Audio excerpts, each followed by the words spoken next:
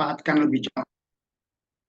Ya, baik, saya langsung mulai dulu dengan SWOT sebagai analisis, sebagai dasar penyusunan strategi. Oke.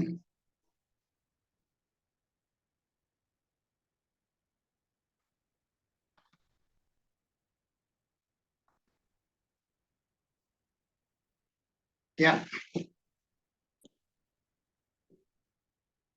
Jadi kalau kita mau menyusun analisa SWOT, itu mau tidak mau kita pasti akan berpijak dari sisi lingkungan bisnis. Lingkungan bisnis kita bagi menjadi lingkungan eksternal dan lingkungan internal. Lingkungan eksternal itu terdiri dari dua, yaitu lingkungan makro dan lingkungan mikro. Sementara kalau yang internal itu adalah dari dalam perusahaan itu sendiri. Lingkungan makro dan lingkungan mikro atau yang kita kenal dengan lingkungan eksternal itu akan memberikan dua hal, yaitu adanya peluang bisnis serta adanya ancaman bisnis. Sementara kalau lingkungan lingkungan internal itu akan lebih mencerminkan kondisi internal perusahaan, apakah bagaimana dengan kekuatannya serta bagaimana dengan kelemahannya. Ya. Sehingga kalau ini dipadukan, maka keduanya akan menjadi analisa SWOT atau yang namanya strength, weaknesses, opportunity, and threat. Dalam bahasa Indonesia kita juga mengenal istilah yang namanya kekepan, kekuatan, kelemahan, peluang, dan ancaman. Itu istilah dalam bahasa Indonesia. Biasanya teman-teman praktisi itu menggunakan istilah yang lebih mudah dan enak didengar, yaitu istilah yang tadi terakhir saya sebutkan, kekepan. Nah, bagaimana hubungan antara VMS? VMS itu apa? VMS itu adalah berkaitan dengan visi, misi, dan strategik. Visi, misi, dan strategik. Ya. Kalau kondisi sekarang itu adalah berbicara tentang misi, tentang apa yang akan kita lakukan, sampai di mana kita melakukannya, siapa yang melakukan, dan apa yang dilakukan. Itu adalah kondisi sekarang, yaitu misi. Sementara kalau visi itu adalah kondisi yang akan datang. Apa yang menjadi tujuan kita, apa yang kita ingin peroleh di dalam bisnis kita untuk 10 atau 15 atau 25 tahun ke depan. Makanya kalau visi itu boleh dibilang adalah apa?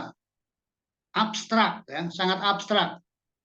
Kita sangat abstrak. Kita membayangkan misalkan bisnis kita nanti 10 tahun atau 15 tahun lagi akan menjadi besar. Nah, besar itu seberapa? Ya, itu kan abstrak sekali. Ya, itu adalah abstrak sekali.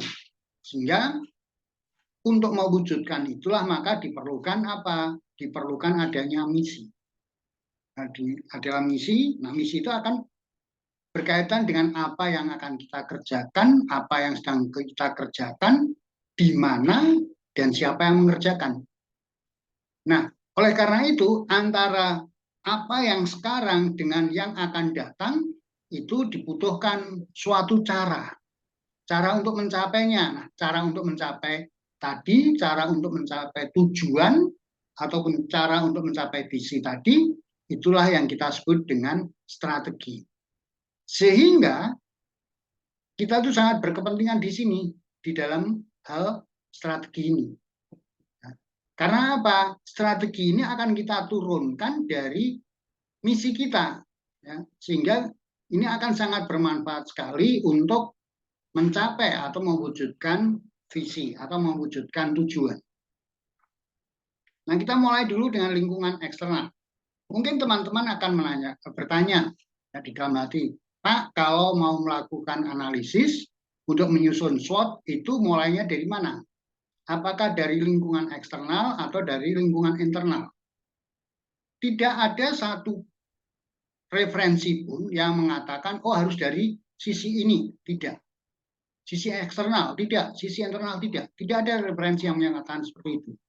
Tapi kalau saya rekomendasikan pada teman-teman sekalian, kalau kita mau menyusun analisa SWOT, ya, sebaiknya kita mulai dari hal-hal yang ada di dalam diri perusahaan itu sendiri, yaitu mulailah dari sisi internal. Kenapa? Karena sisi internal ini adalah berkaitan dengan apa-apa yang ada di dalam kendali manajemen. Misalkan, dari sisi manajemen keuangan, perusahaan kekurangan modal kerja. Nah, ini urusan siapa? Ya urusan manajemen. Perusahaan kekurangan tenaga kerja. Urusan siapa? Ya urusan manajemen. Perusahaan kekurangan perusahaan akan memperluas daerah pemasaran. Ya urusan siapa? Ya urusan manajemen. Sehingga kalau kita urusi secara benar-benar, maka itu akan ada pengaruhnya terhadap perkembangan bisnis kita. Tapi kalau kita melihat dari kalau kita memulai dari sisi eksternal, itu kan sesuatu yang di luar kendali kita. Kenapa? Karena kalau kita lihat di sisi eksternal itu adalah hal-hal yang sifatnya besar, yang hal-hal yang kita tidak bisa pengaruhi. Kita tidak bisa meminta kepada Menteri Keuangan maupun Bank Indonesia agar inflasi untuk tahun 2024 yang akan datang tetap dijaga 5% atau di bawah 5%. Kita tidak bisa seperti itu. Ya. Karena itu di luar kendali kita. Kita tidak bisa memaksa, Pak, nanti tahun depan BBM jangan naik, Pak. Karena kalau naik nanti biaya produksi kami menjadi semakin mahal.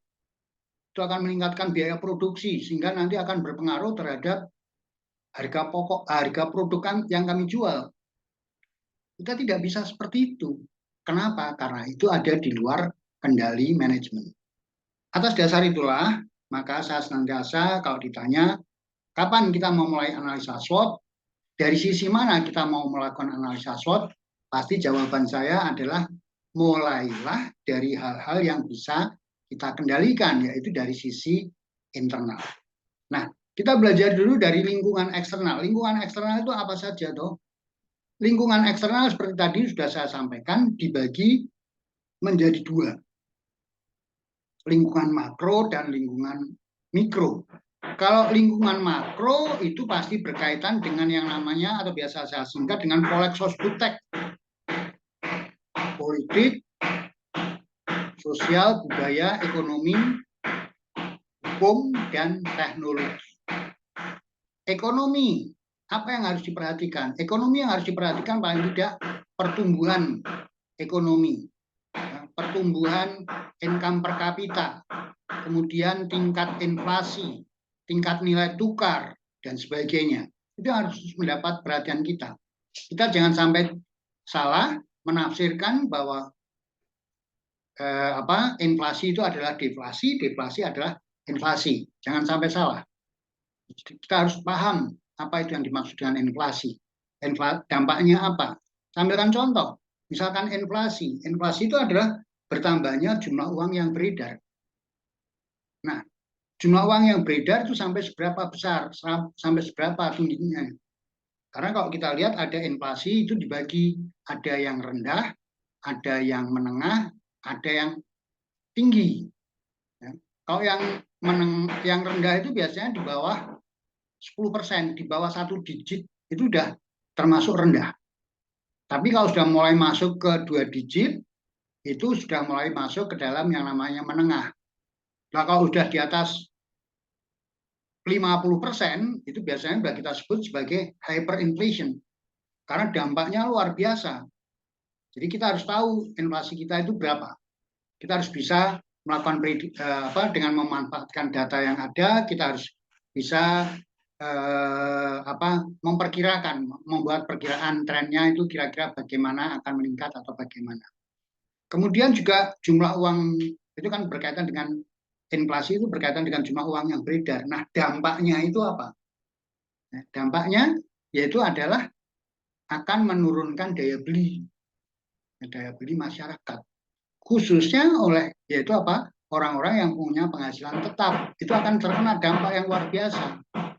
Nah, bagi pengusaha juga ada dampaknya karena daya beli masyarakat merosot, harga biaya produksi meningkat, harga jualnya terpaksa meningkat.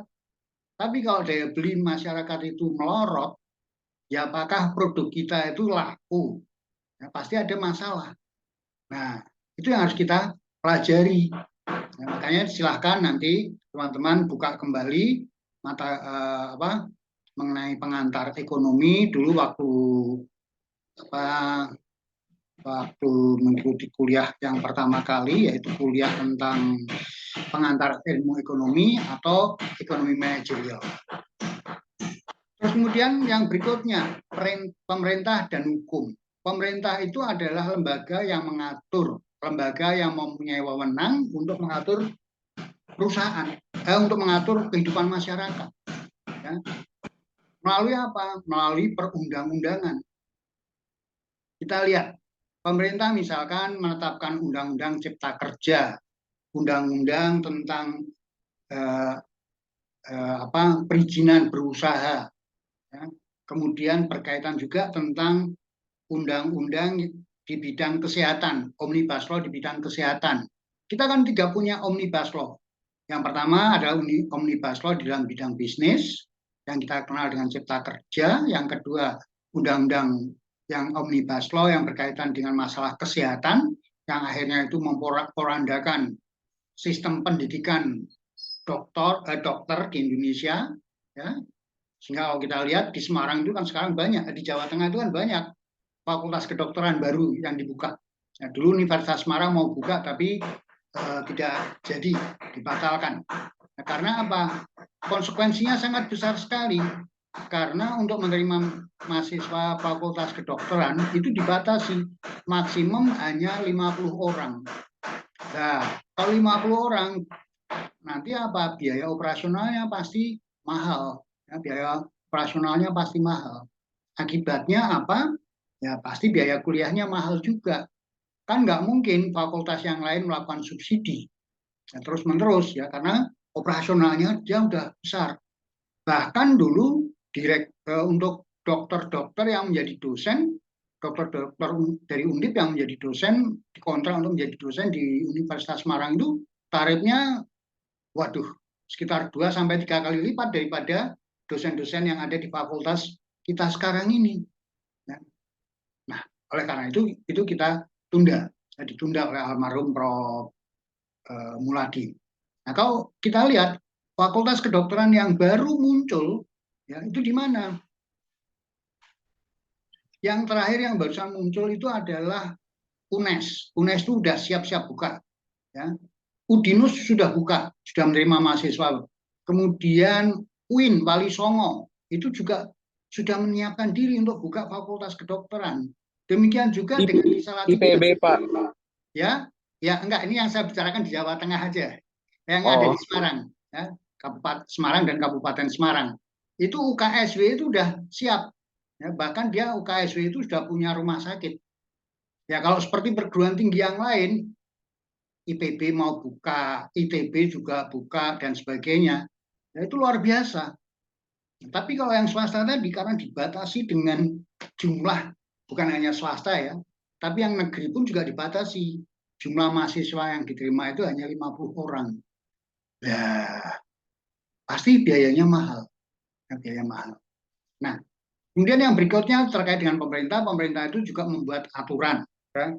Aturannya macam-macam, dari undang-undang, dari kepres, dari peraturan pemerintah, dan sebagainya. Belum lagi itu kalau undang-undang dan sebagainya kan dibuat oleh pemerintah pusat. Nah, di daerah itu juga kadang-kadang membuat juga peraturan gubernur, perda ya, kita lihat dengan perda, baik di tingkat provinsi maupun di tingkat kota dan kabupaten itu ada perda. Nah, belum nanti ada perwali, ada pergub, ada pergub. Pergub itu bupati, pergub itu adalah gubernur, perwali itu adalah wali kota. Nah, ini aturannya kan banyak sekali. Nah, yang menjadi pertanyaan, bagaimana, apakah aturan tadi yang dibuat itu tumpang tindih tidak dengan aturan yang lebih tinggi di atasnya. Nah, ini yang perlu kita cermati. Jangan sampai kita masuk melakukan investasi di suatu daerah atau kita membuka bisnis di suatu daerah, ternyata aturan-aturannya bertentangan, tidak karu-karuan.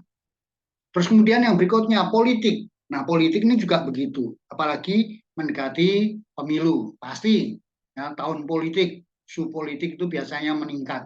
Nah, akibatnya apa? Kalau politik, suhu politiknya meningkat, pasti biasanya para investor, pelaku bisnis akan menerapkan yang namanya wait and see. Ya, sambil berbisnis, tetap berbisnis, tapi dia tidak mau melakukan ekspansi. Ditunda dulu sampai pemilihan-pemilihannya sudah selesai. Pemilihan anggota untuk yang parlemen maupun yang pilihan presiden. Kalau sudah jelas, ya baru nanti membuat keputusan untuk melakukan ekspansi usaha atau melakukan investasi. Dan itu pun juga kadang-kadang masih harus menunggu lagi. Menunggu siapa? Kabinet. Ya. Presiden yang baru dengan kabinet yang baru. Nah, ini kita akan melihat siapa nih? Ya, menteri-menteri ekonominya siapa saja nih? Bagaimana ini? Dan sebagainya. Nah, itu biasanya akan wait and see. Kemudian masalah demografi. Demografi ini pasti berkaitan dengan jumlah penduduk, berkaitan juga dengan masalah tingkat pertumbuhan penduduk di suatu daerah maupun secara nasional. Kemudian kita juga melihat ya, piramida penduduk. Piramida penduduk itu bagaimana? Ya, berarti apa?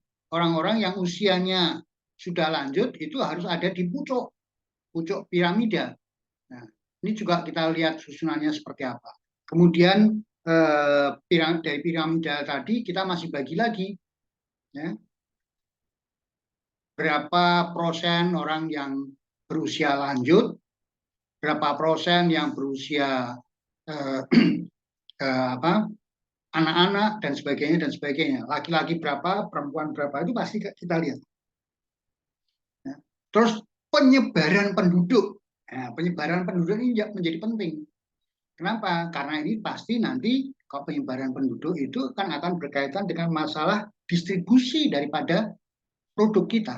Distribusi produk kita untuk dijual ke seluruh wilayah. Kalau sebaran penduduknya itu semua terkumpul di Pulau Jawa, sementara yang di Sumatera, Kalimantan itu sedikit, padahal perusahaan kita adanya di Kalimantan, berarti apa? Kalau dia mau mendistribusikan produknya dijual ke Jawa, ya bagus. Ya, karena pasarnya besar. Tetapi biayanya mahal. Karena harus ngirim kan lewat kapal atau lewat udara.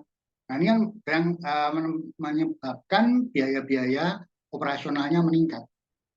Ya. Kemudian sosial budaya. Sosial budaya ini macam-macam. Ya. Sosial budaya ini macam-macam. Budaya orang Jawa dengan orang Bali berbeda. Budaya orang di Jawa saja sudah berbeda-beda. Antara Jawa Barat dengan DKI itu berbeda. Di DKI itu kan banyak pendatang-pendatang dari luar pulau. Nah, itu perilakunya kan berbeda. Nah, tapi kembali lagi, orang Sunda dengan orang Betawi berbeda perilakunya. Dengan orang Jawa Tengah berbeda, dengan Jawa Timur berbeda. Nah, ini juga harus kita kenali. Ya. Itu adalah terkait dengan sosial budaya. Kemudian yang tidak boleh dilupakan yaitu masalah teknologi. Kalau itu teknologinya adalah teknologi informasi, maka kita harus waspada bahwa apa? Teknologi informasi itu cepat berkembang. Ya, cepat berkembang. Sehingga itu juga akan berpengaruh. Itu akan berpengaruh terhadap apa? Terhadap perusahaan kita. Terhadap perusahaan kita. Ya. Jadi kita harus memanfaatkan teknologi untuk kepentingan bisnis, tapi kita juga harus mewaspadai bagaimana pengaruhnya, bagaimana dampaknya apabila terjadi adanya perubahan-perubahan. Kemudian kalau kita berbicara lingkungan mikro atau lingkungan industri, itu berarti kita harus menyadari, harus paham dulu ya apa yang dimaksud dengan industri. Industri itu adalah sekumpulan perusahaan yang menghasilkan produk atau jasa yang sama. Jadi kalau kita misalkan mau berbicara industri otomotif, nah harus hati-hati. Nah, harus hati-hati. Industri otomotif ini kan luas. Ya, ada industri roda sepeda motor, ada juga industri mobil. Nah, kalau yang mobil itu kan juga dibagi, ada yang apa? Yang passenger car, ada yang commercial car. Nah, sekarang kalau kita mau masuk yang mana yang mau kita analisis, kita harus tahu dulu industrinya. Kita harus tahu batasan-batasannya. Misalkan kalau kita mau berbicara industri sepeda motor, nah kalau sepeda motor ya pasti kita yang masuk ke sana adalah sepeda motor itu yang roda 2. Kalau yang roda 3 seperti VR dan sebagainya itu kan beda. Ya, penggunaannya udah berbeda. Kalau yang roda 2 ini kan biasanya untuk transportasi pribadi. Ya.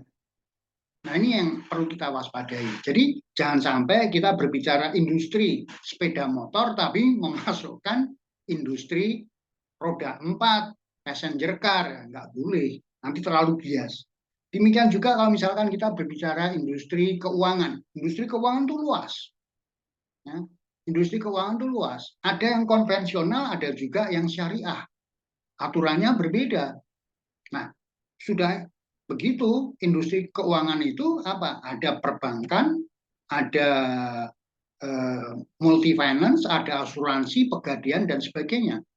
Nah, kita mau yang mana? Kalau kita mau berbicara misalkan industri bank umum, oke. Pertanyaan timbul, bank umum ada 2. Ada bank umum konvensional, ada bank umum yang syariah. Nah, kita harus pilih karena undang-undangnya beda, peraturannya berbeda. Jadi oleh karena itu kita kalau melakukan analisis lingkungan industri, lingkungan mikro itu harus spesifik. Ya, harus spesifik. Kita batasi dulu apa industrinya. Nah, di dalam industri itu pasti akan berbicara tentang apa pasar. Teman-teman pada waktu semester 1 pasti sudah diajari bersama Pak Joko dan Bu Wiyati ya, Bu Dewi. Biasanya saya manggilnya Bu Dewi. Ya, kalau teman-teman biasa memanggil Ibu Bu Wiyati, ya karena saya sudah akrab mengenal dia lama, saya biasanya panggilnya Bu Dewi. Nah, pasti itu berbicara tentang apa? Industri, kalau berbicara lingkungan mikro itu pasti berbicara tentang pasar. Nah, pasar secara garis besar itu ada 3, pasar persaingan sempurna, oligopoli, dan monopoli. Nah, pasar persaingan sempurna itu hampir-hampir tidak ada. Kenapa? Karena di dalam persaingan sempurna itu tidak ada campur tangan atau intervensi dari pemerintah. Padahal dalam kenyataannya apa? Pemerintah selalu intervensi. Yaitu dengan apa? Dengan menetapkan yang namanya UMR, upah minimum regional, yang setiap tahun berubah. Nah, itu kan campur tangan pemerintah, makanya saya lebih cenderung menggunakan lebih banyak pas yaitu apa? Persaingan, oligopoli, dan monopoli. Ya, ciri-cirinya seperti apa? Itu sudah saya sampaikan dan di buku saya juga ada. Dan teman-teman tentunya di kuliah yang semester 1 lalu masih ingat ya tentang ciri-cirinya seperti apa. Jadi saya nggak perlu ulas lebih dalam lagi. Kemudian kekuatan yang berpengaruh terhadap industri itu ada 5. Ya. Ada yang nama ini sumbernya dari Michael Porter. Ya. Itu ada ancaman dari pendatang baru dalam industri, adanya kekuatan tawar-menawar dari pemasok, ada kekuatan tawar-menawar pembeli, adanya ancaman dari produk pengganti. Ya, misalkan ini, kalau industri apa ya,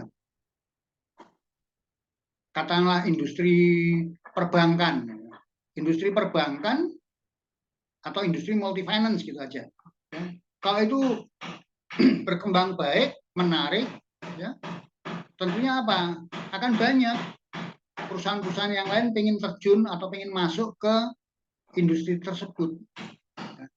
ini kan berlaku yang namanya ada gula, ada semut. Itu prinsip yang paling dasar aja. Prinsip yang paling dasar yaitu apa? Ada gula, ada semut. Kalau suatu industri berkembang, suatu industri menarik, maka orang akan rame-rame masuk terjun ke dalam industri tadi. Nah, celakanya apa? Kadang-kadang tidak dilengkapi atau tidak disertai dengan pemahaman yang matang, pemahaman yang cukup untuk memasuki industri tadi, atau juga kadang-kadang tidak ditopang dengan sumber daya yang memadai. Nah, ini yang kadang-kadang mengacau. Nah, oleh karena itu, kembali lagi, kalau seperti itu, berarti apa? Kita kalau mau melakukan analisis eksternal maupun ya eksternal, khususnya makro dan mikro, ya tentunya kita harus apa? Lebih realistis, ya, lebih realistis, ya, lebih realistis. Nah, sekarang analisa SWOT. Nah, kalau lingkungan industri internal, internal itu apa? Internal itu pasti lingkungan internal itu pasti berkaitan dengan fungsi-fungsi manajemen yang ada di dalam kendali manajemen. Nah, mulai dari mana? Nah, kalau saya sarankan mau melakukan analisis internal, mulailah dari manajemen pemasaran. Karena awal-awalnya itu kan dari pemasaran. Pemasaran yang melakukan penjualan produk-produk, yang menawarkan, mencari pelanggan, dan sebagainya, buka pasar, dan sebagainya. Kemudian itu nanti akan berakibat kemana? Ujung-ujungnya semua akan bermuara ke manajemen keuangan. Jadi mulailah dari manajemen pemasaran, manajemen operasi, MSDM, dan terakhir itu adalah manajemen keuangan. Ya. Apa-apa yang terjadi di manajemen pemasaran, manajemen sumber daya manusia maupun manajemen operasi, semuanya akan berujung ke masalah uang, ya. Dan itulah keuangan. Jadi yang terakhir itu adalah bagian analisis keuangannya, ya. Jadi fungsi-fungsinya itu yang perlu dianalisis. Nah, kalau itu kita lihat sisi eksternal itu akan menghasilkan peluang dan ancaman, sisi internal akan menghasilkan kekuatan dan kelemahan. Kekuatan dan kelemahan. Nah, sekarang kita masuk ke analisa SWOT. Langkah-langkah menyusun analisa SWOT itu apa sih? Yang pertama, kita harus menyusun faktor internal dan eksternal yang sesuai dengan kelompoknya. Ya. Apa yang menjadi kekuatan dan apa yang menjadi kelemahan itu masuk faktor internal. Kemudian yang berikutnya, yang eksternal itu akan masuk ke dalam kita akan kelompokkan faktor-faktor mana yang memunculkan peluang maupun ancaman. Nah, setelah itu nanti teman-teman harus membuat matrik. Sehingga di sini ada 4 macam matrik. Yang pertama, matrik internal terdiri dari 2 matrik, yaitu matrik kekuatan dan kelemahan. Sedang yang kedua itu adalah matrik eksternal yang terdiri dari peluang dan ancaman. Jadi ada 4 matriks. Ya. Terus setelah itu masing-masing itu diberi bobot berdasarkan pada tingkat kepentingan dan dampak strategisnya. Total bobot itu adalah 1. Ya. Sehingga angka 1 ini harus kita alokasikan. Caranya bagaimana nanti saya tunjukkan pada slide yang berikutnya. Kemudian setiap faktor diberi rating. Untuk kekuatan dan peluang rating diberi tanda yang positif, sementara untuk yang ininya diberi kelemahan, dan ancaman diberi negatif. Kemudian bobot dikalikan rating sehingga akan diperoleh nilai. Setelah semua dihitung, langkah-langkah berikutnya adalah jumlah nilai keseluruhan dari masing faktor dan ini disesuaikan dengan kelompoknya. Ya. Tapi ada yang saya sampaikan nanti lebih praktis di dalam menyusun analisa SWOT karena variasinya banyak analisa SWOT itu. Nah, secara garis besar nanti matriks internal maupun eksternal yang tadi sudah saya sebut, internal itu kita singkat di sini adalah IFAS, internal faktor analisis summary. Sementara kalau yang eksternal itu kita sebut dengan EFAS, external faktor analisis summary. Masing-masing baik IFAS maupun EFAS itu formatnya sama, ya, formatnya sama, sehingga nanti akan ada 4 matrik. Matrik peluang, matrik ancaman itu dari EVAS, matrik kekuatan, dan matrik kelemahan itu dari matrik internal. Ya. Nah, terus kemudian kelompoknya apa? Kita buat format seperti itu, ada faktor-faktor strategis. Ada yang mengatakan faktor strategis itu adalah faktor kunci sukses. Nah, terus kemudian kita berikan bobot, kita berikan rating, nanti bobot kalikan rating, ketemu nilai. Nah, tapi di samping itu, di sebelah kanan, paling kanan sendiri itu adalah fakta empiris. Fakta empiris ini adalah fakta yang terjadi sesungguhnya yang terjadi di perusahaan itu dibandingkan dengan perusahaan yang lain. Dibandingkan dengan perusahaan yang lain.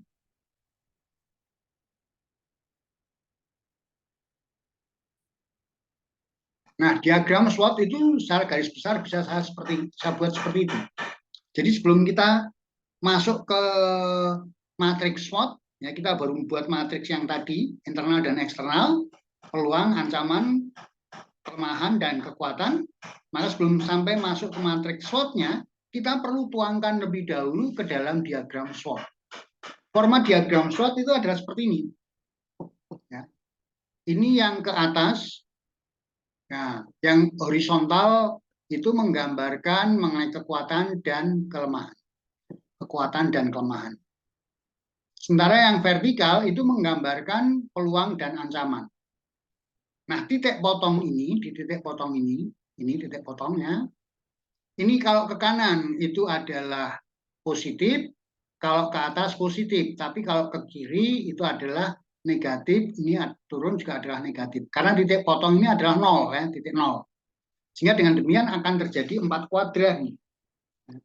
Saya mulainya, biasanya ada yang mulai kuadran 1 itu di sini, 2, 3, 4. Tapi enggak, saya mulainya dari sini.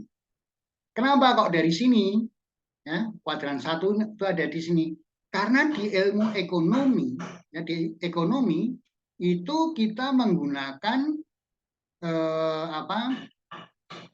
segala sesuatu yang tandanya positif, yang pembatasannya positif. Nah, peluang itu kan positif, kekuatan itu positif. Nah, inilah yang kita gunakan. Lain halnya kalau di sini itu peluangnya positif, tapi kelemahannya negatif. Oleh karena ini, yang itu ini kita nggak pakai. Ya, bukan tidak dipakai, tapi ya kita pakai, tetapi kita lebih fokusnya di sini. Oleh karena itu, apa di kuadran pertama, strateginya itu adalah agresif. Nah, agresif itu apa saja? Silahkan mau melakukan penetrasi pasar, membuka pasar yang baru, mengembangkan pasar yang baru, ya, memperbesar pasar yang sekarang sudah dikuasai, melakukan pengembangan produk, melakukan inovasi, silahkan. Ini strateginya adalah agresif. Sementara kalau yang di kuadran 2 yang dibatasi oleh peluang dan kelemahan itu strateginya adalah turn around, putar haluan. Oleh karena itu di sini berbicara tentang integrasi, integrasi ke depan, integrasi ke belakang, juga berbicara tentang integrasi horizontal. Kemudian yang kuadran 3 karena dibatasi oleh kelemahan dan ancaman, maka di sini strateginya apa? Defensif, bertahan. Nah, caranya bertahan dengan apa? Apakah dengan penciutan, melakukan divestasi, atau likuidasi? Nah, tergantung pilihannya nanti seperti apa. Kemudian yang di sini kuadran 4 ini dibatasi oleh kekuatan dan ancaman. Ya, sehingga yang kita lakukan strateginya itu adalah diversifikasi. Silakan apakah dengan menggunakan diversifikasi konsentrik maupun diversifikasi konglomerat. Teman-teman nanti akan mendapat pemahaman yang lebih detail lagi setelah teman-teman nanti di semester 3 belajar tentang manajemen strategik. Nah, belajar tentang manajemen strategik. Kalau kelas akhir pekan itu biasanya nanti dengan Pak Endarto dan Bu Yuli. Tapi kalau di kelas yang sore, ya reguler sore, Senin sampai Kamis itu biasanya nanti akan ketemu Prof. Kesi dan saya. Tapi ya sama saja, pembahasannya sama saja. Nah, setelah itu langkah berikutnya kita matriks SWOT-nya itu seperti ini. Nah, setelah nanti ketemu dia ada di kuadran mana, kita akan masuk ke sini. Masuk, kita tuangkan ke dalam matriks SWOT-nya. Ya, matriks SWOT-nya. Kita tuangkan di sini. Kita tuangkan ke sini. Tadi posisinya ada di mana? Oh, posisinya ada di SO. Berarti kuadran 1 ini. Nah, ini apa yang mau dilakukan? Yang di sini ancaman. Oh, di sini apa? Di sini adalah strength and threat. Berarti strength and threat itu di kuadran 4 dan seterusnya. Ya. Jadi kita tidak bisa langsung dari kita tanpa membuat matrik, kita membuat matrik langsung menentukan oh posisi kita ada di sini, tidak. Penentuan posisi itu ditentukan melalui diagram SWOT. Banyak orang-orang yang kadang-kadang membuat matriks SWOT itu tanpa melalui diagram SWOT. Dia langsung mencolok aja. Sehingga apa? Bisa jadi nanti salah. Bisa jadi salah. Kenapa? Karena kalau dia dibuat sesungguhnya mungkin posisinya itu ada di sini, ada di ini, strategi WO, tapi dia menganggapnya strategi SO. Nah, nanti salah. Strateginya menjadi salah. Oleh karena itu hati-hati menggunakan analisa SWOT. Jangan sampai tahapan yang paling kritis yaitu di diagram SWOT itu dilompati. Nah, itu jangan sampai ditinggalkan seperti itu.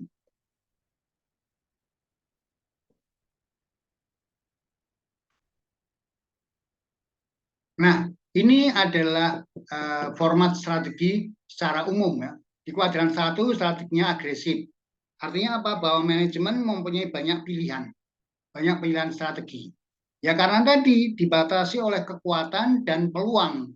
Nah, oleh karena itu pilihan strateginya banyak. Kalau di kuadran 2 strateginya itu adalah turn around. Jadi dituntut untuk apa? Melakukan perbaikan. Jadi sebelum kita mengembangkan bisnis, peluangnya ada, tapi karena kita mempunyai kelemahan, maka kita perlu memperbaiki dulu sisi internal kita, perbaiki dulu agar kelemahan kita itu tidak ngombro-ngombro, tapi kelemahan kita itu dalam waktu pendek itu bisa berubah menjadi suatu kekuatan. Itu namanya strategi turnaround. Kemudian yang ketiga, kuadran 3, itu strateginya adalah defensif. Berarti apa? Manajemen dihadapkan suatu pilihan untuk bertahan ya dengan cara apa? Melakukan efisiensi. Nah, efisiensi. Kenapa? Karena ini nggak ada pilihan lain. Karena kita dibatasi oleh kelemahan sekaligus dibatasi oleh ancaman. Nah, makanya kalau kita mau untuk bisa menjadi baik, kita harus bertahan, lakukan efisiensi. Pemborosan harus kita turunkan.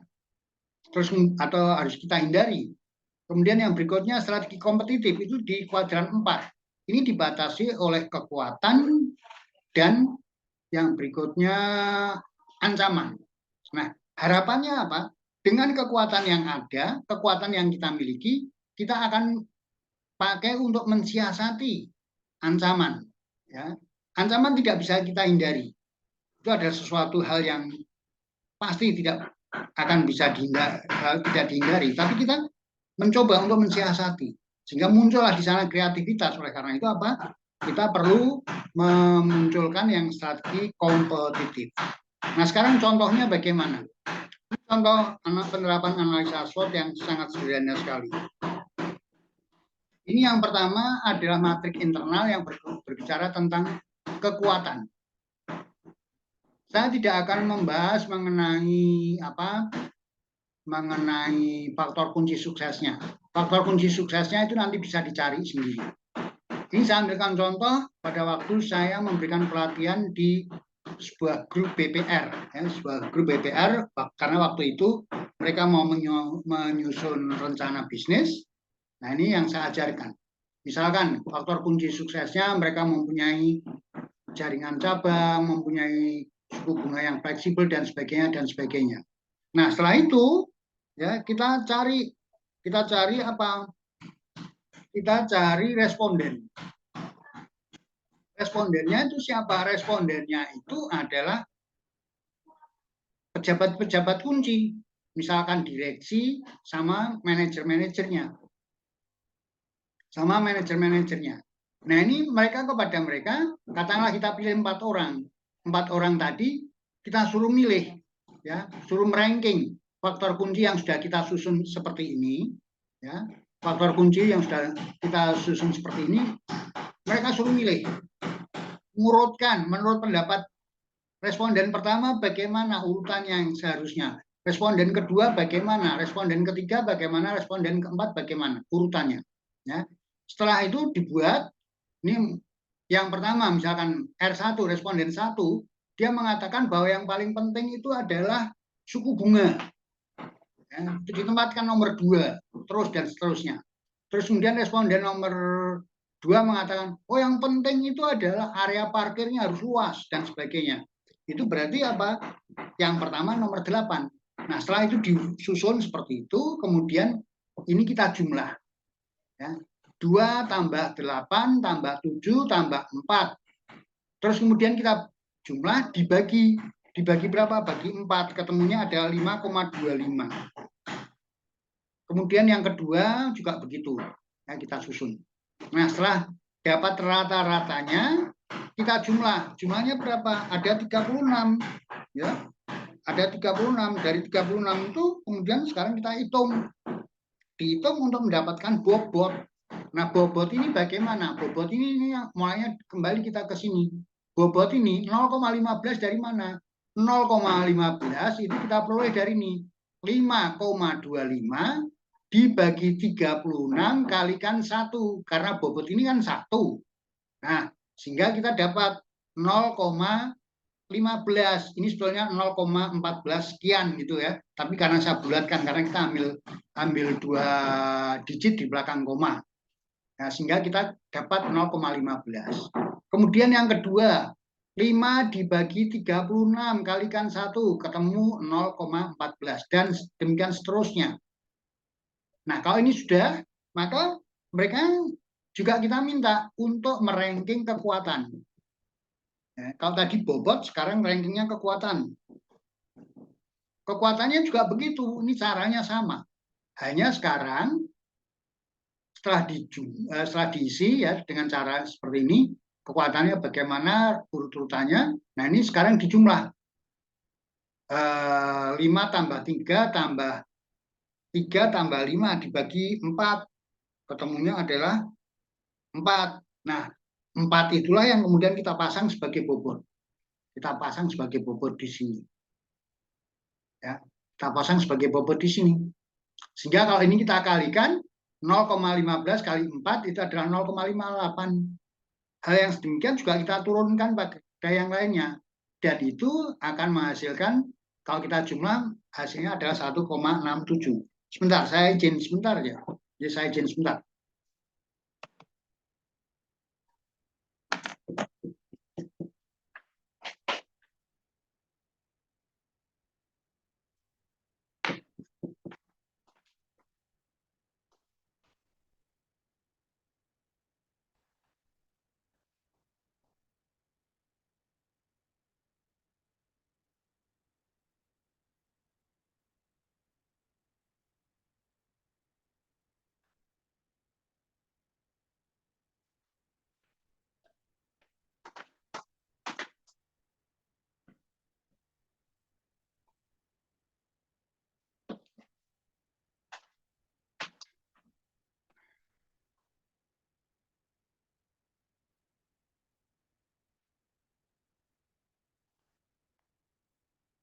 Ya, mohon maaf.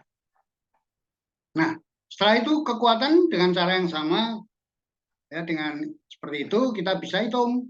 Nah, kita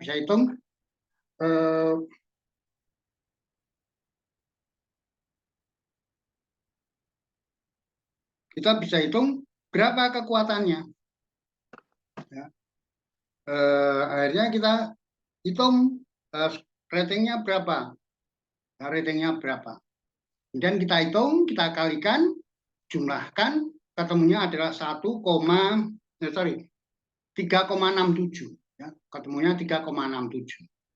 Nah, setelah itu sudah, kita kemudian masuk ke yang berikutnya. Yang berikutnya yaitu adalah apa namanya, matrik internal, kelemahan, ya, kelemahan. Ini juga dengan cara yang sama, ya, dengan cara yang sama. Itu kita lakukan sehingga mendapatkan angka 2,89. Nah, 2,89. Oke, setelah itu kita langsung masuk ke matrik eksternalnya. Nah, matrik eksternal ya dilakukan dengan cara yang sama, baik untuk ke apa peluang maupun ancamannya. Ya, bisa lakukan dengan cara yang sama seperti yang kita lakukan di matrik internal tadi, sehingga nanti kita akan mendapatkan skor juga. Ya, kita akan mendapatkan skornya 3,5. Ya, ini untuk peluang. Yang ancamannya juga dengan cara yang sama, kita akan mendapatkan skor juga 3. Sehingga dengan demikian sekarang kita mempunyai skor. Peluang ada skornya, ancaman ada skornya, kekuatan ada skornya, kemudian yang kelemahan juga ada skornya. Nah, sekarang kita lakukan matching. Kita lakukan matching. Kita lakukan matching dan itu kita tuangkanlah ke dalam yang namanya ke dalam diagram matrik, diagram SWOT ini. Nah, ini angkanya ini dari mana? Kita akan mencari vektornya. 0,51 itu dari mana? 0,51 itu pasti adalah merupakan selisih dari peluang, skor di peluang dikurangi dengan skor daripada kelemahan. Demikian juga untuk yang peluang, itu skornya apa? Skor peluang dikurangi dengan ancaman. Skor yang kekuatan dan kelemahan itu akan, yang internal itu akan kita kurangkan juga. Sehingga diperoleh seperti ini. Skornya adalah neto tuntaskan tadi 0,78 itu adalah berkaitan dari kekuatan. Ya. Peluang, kekuatannya berapa dikurangi dengan kelemahan, ketemunya adalah 0,78. Peluangnya berapa, ancamannya berapa, ketemu 0,51. Kemudian ini kita buat, ya, kita cari kita temukan garis titik potong di sini. Nah, dari titik potong ini kita garis. Ketemulah bahwa itu ada di kuadran 1. Itu cara paling mudah sekali untuk menentukan besarnya posisi daripada matriks SWOT tadi. Posisi daripada di kuadran berapa. Setelah kita ketemu di diagram SWOT seperti ini, baru kita turunkan ke sini. Nah, turunkan ke sini. Tadi faktor-faktor kunci sukses itu kita tulis kembali di saat matrik ini. Ya. Kekuatan itu apa? Faktor kunci suksesnya. Kelemahan itu apa? Peluang itu apa? Ini apa? Nah, karena posisi kita ada di sini, ya, posisi kita ada di kuadran 1, yaitu strateginya adalah SO, maka ini harus kita matchkan. Ya, faktor kunci sukses di sini dengan di sini itu harus kita matchkan. Agar apa? Agar kita bisa menemukan suatu strategi. Punya jaringan cabang, ya, kekuatannya kita mempunyai jaringan cabang, tapi di satu sisi peluangnya apa? Ada pertumbuhan ekonomi. Nah, kalau pertumbuhan ekonominya bagus, memungkinkan nggak bagi kita membuka kantor cabang? Kalau memungkinkan buat kantor cabang, ya udah kita buat di sini strateginya. Yang pertama, membuka kantor cabang, gitu kan? Di sini, di mana? Nah, di sini. Ini kita buat membuka kantor cabang. Ini di sini. Kenapa? Karena di sini kekuatan kita punya cabang, punya jaringan cabang, dan di sini ada pertumbuhan ekonomi yang bagus. Wah, ini kesempatan lagi bagi kita untuk melakukan ekspansi. Kalau gitu tambah aja kantor cabang. Strateginya pertama apa? Buka kantor cabang baru. Lokasinya mau di mana? Nah, itu berdasarkan hasil studi kan gitu. Apakah misalkan kita punya kantor cabang di Semarang sudah ada, kita mau buka kantor cabang di Pekalongan, ya pasti harus dilakukan studi dulu, ya, studi kelayakan. Terus yang berikutnya, suku bunga yang fleksibel. Terus kemudian di sini kita cocokkan. Ini kok cocok dengan apa? Adanya tingkat persaingan yang rendah. Wah, kalau begitu kita bisa bermain ini dengan suku bunga yang lebih bagus. Sehingga nanti suku bunga kita harus bisa kita tekan. Ya, suku bunga kredit yang kita berikan kepada nasabah harus bisa kita turunkan. Oleh karena itu apa? Kita harus bisa mendapatkan biaya pendanaan, deposito yang rendah, tabungan yang rendah, ya, agar bisa bersaing. Nah, itu yang kita tuliskan di sini. Jadi strategi yang di sini nanti yang kita bangun berdasarkan hasil matrix SWOT ini adalah strategi-strategi yang sifatnya operasional, bisa dijalankan. Itu yang bisa dijalankan. Tapi kalau kita tidak membuat matrix SWOT seperti ini, maka nanti strateginya apa? Strateginya adalah strategi yang sembarangan, strateginya nggak operasional. Padahal yang kita butuhkan itu adalah strategi yang bisa kita operasionalkan. Tadi kita mau melakukan ekspansi, caranya bagaimana? Oh, buka kantor cabang. Kita harus mempunyai harus bisa menghimpun dana dengan bunga yang murah, ya, harus lebih murah. Agar kredit kita suku bunganya juga lebih murah daripada pesaing, ya, sehingga kita bisa memenangkan persaingan. Ya, terus kemudian kita harus perlu mendapat dukungan daripada sistem operasional, ya, dengan dukungan IT, ya, information technology yang bisa diandalkan. Berarti apa? Sistem komputer kita harus kita benahi lebih fleksibel, lebih bagus lagi, ya, sehingga bisa menghasilkan real time, ya. Kita perlu mempunyai, katakanlah mempunyai jaringan ATM, atau kita bekerja sama dengan bank-bank umum yang sudah ada untuk memanfaatkan jaringan ATM mereka dan sebagainya. Itu jauh lebih bagus strateginya. Kenapa? Karena prosesnya yang benar. Tapi kalau teman-teman tadi membangun strateginya melalui proses yang salah, tidak membuat analisa matriks, tidak menggunakan matriks internal eksternal, ya, tidak menggunakan analisa diagram SWOT, nggak menggunakan diagram SWOT, langsung teman-teman main hantam di sini. Waduh, strategi yang dibangun nanti tidak karu-karuan. Mungkin bisa jalan. Ya, kalau bisa jalan itu pas kebetulan saja. Itu hanya kebetulan saja.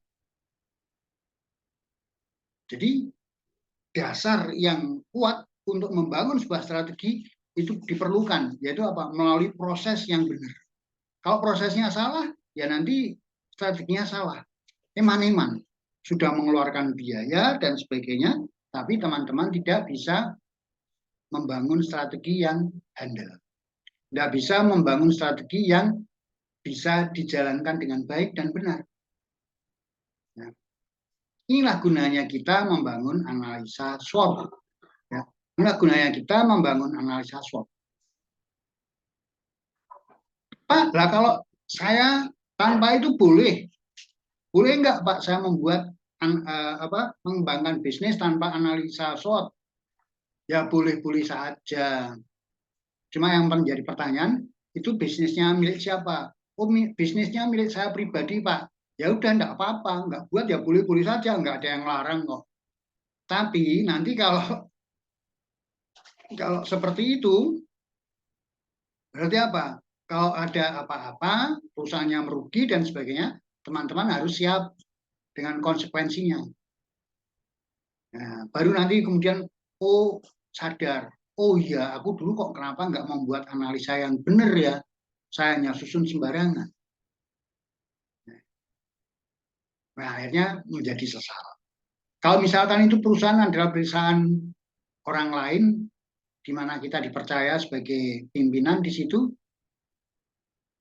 kalau itu sampai salah, sampai mendatangkan kerugian, berarti apa? Nah, sang pemilik nanti bisa meminta pertanggungjawaban kita.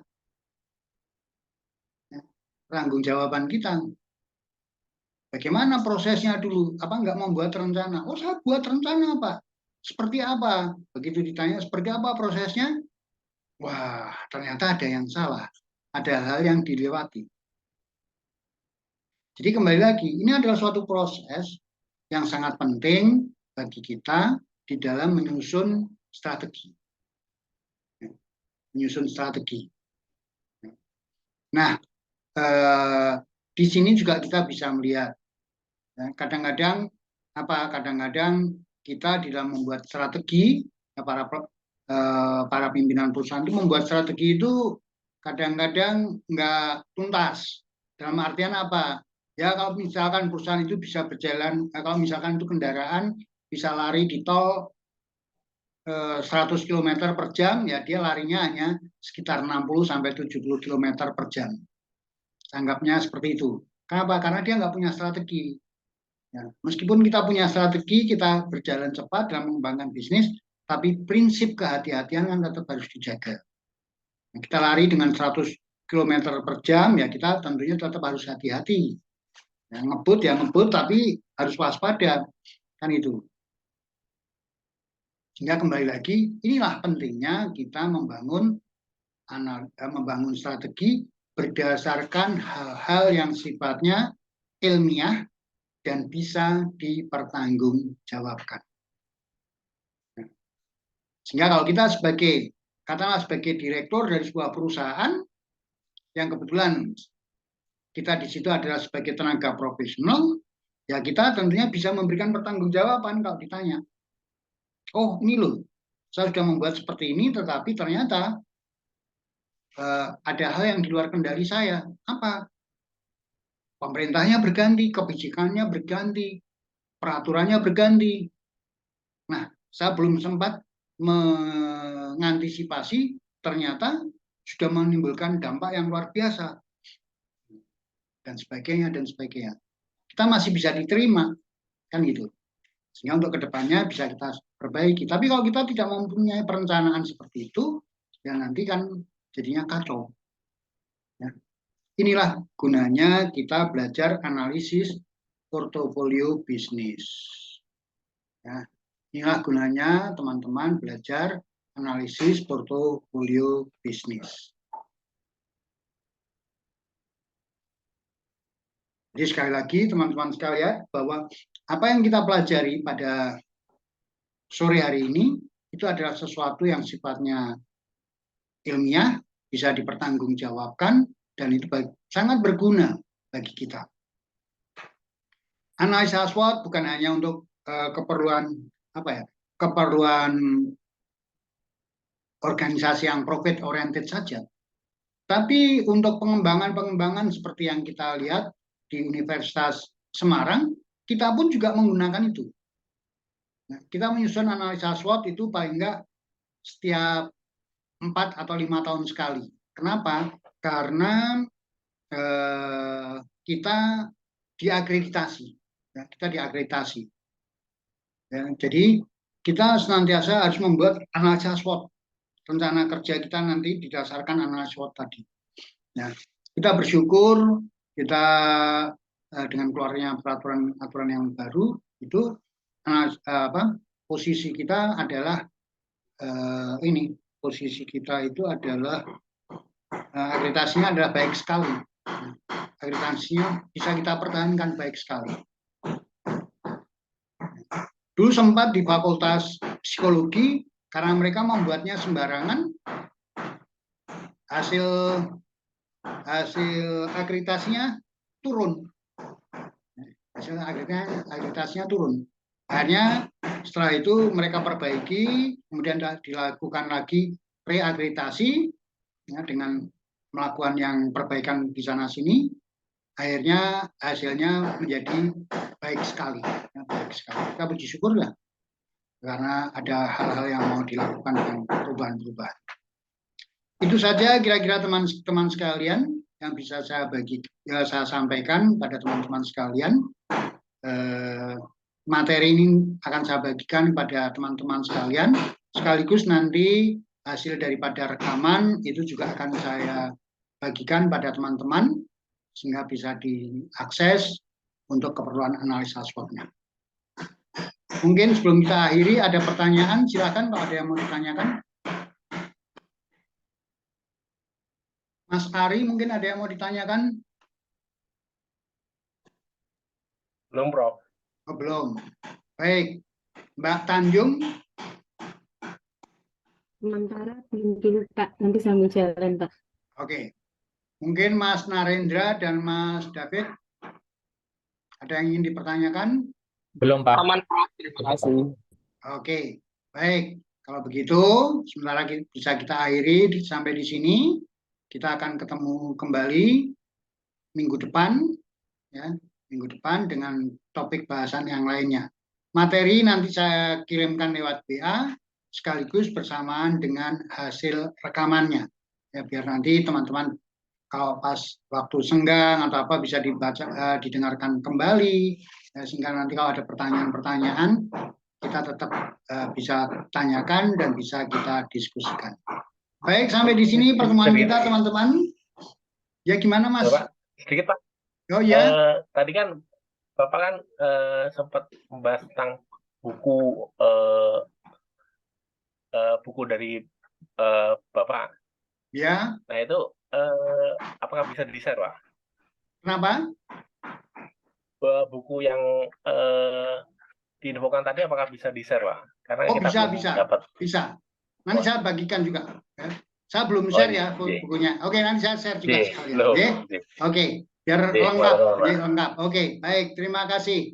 Selamat sore, selamat berakhir pekan, selamat berkumpul dengan keluarga tercinta.